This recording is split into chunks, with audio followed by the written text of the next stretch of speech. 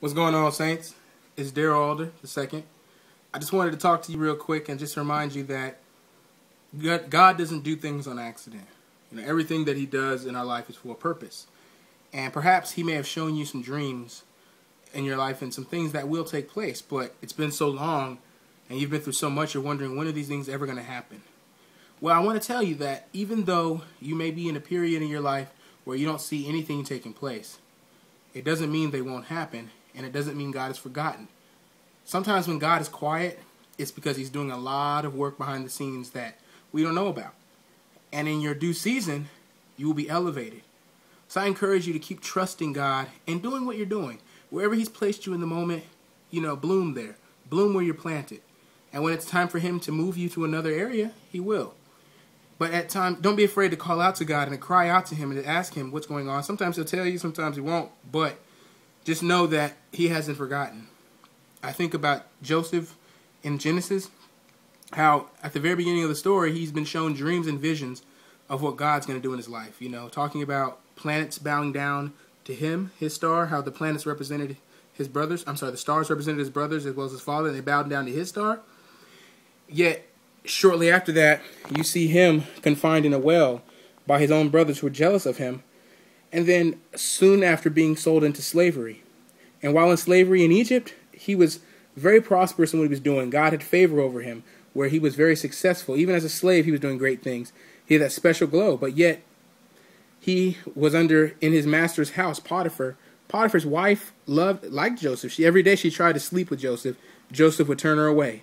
One of his reasons, he said, was because God sees. She's like, no one will know, but he said, God will know.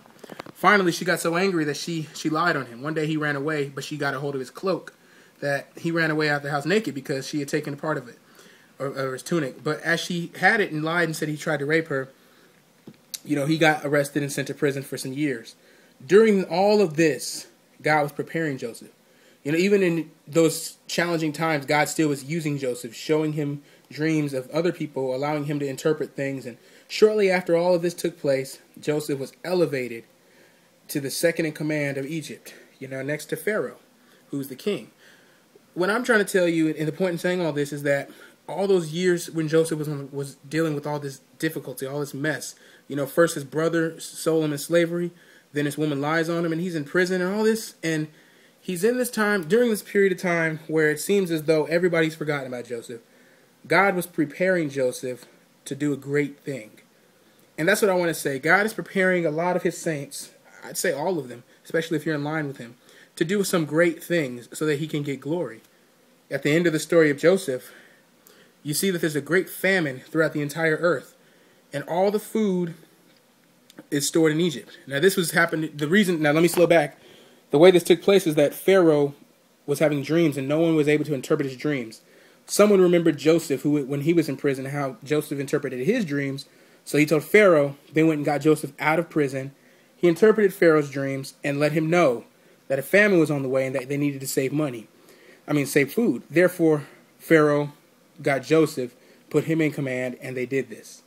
Well, at the end of the story, he comes back around and sees his brothers, but instead of hating them, he loves them, and he says, what man meant for evil, God turned to good. So some of you are going through something where you've seen people just do some mean things to you, and you just don't understand, and it seems as though they're getting away with it all. But I want you to be encouraged. Don't hate them, but realize that God is a just God, and you are one of His children. And just like a parent who loves their kids, you mess with a parent who loves a parent's kids, you're going to see some challenges. You're going to see something take place. God's going to deal with them. But you stay focused, because God is going to elevate you. And out of nowhere, you're just going to pop up and be exalted. Just like David, prepared in the sheepfold, shoveling sheep dung, killing bears and lions. And then one day he goes and kills a giant. Next thing, his name is known. Shortly after that, he's running away from Saul for years. But during all this time, his relationship with God is improving. He's getting closer. He's getting strengthened. And he's being prepared for his ultimate destiny, which is to be king, which takes place at the end of the story. See, God will prepare you for something, but He'll do it in the most unorthodox manner, in ways that you can't even conceive in your mind. You're trying to figure out what is happening. Why is this? It could be God is preparing you for something great. You just don't recognize His methods, because His methods are not that of man. They're of Him. Like the Bible says, just as the heavens are to the earth, so are God's thoughts to our thoughts. You can't understand his mind. Just trust in the Lord with all your heart and don't lean on your own understanding. In all your ways, acknowledge him, and he will direct your path. This is Daryl Alder II signing out. And just remember to be encouraged, folks. God has not forgotten you. Nothing he does is on accident. God bless you.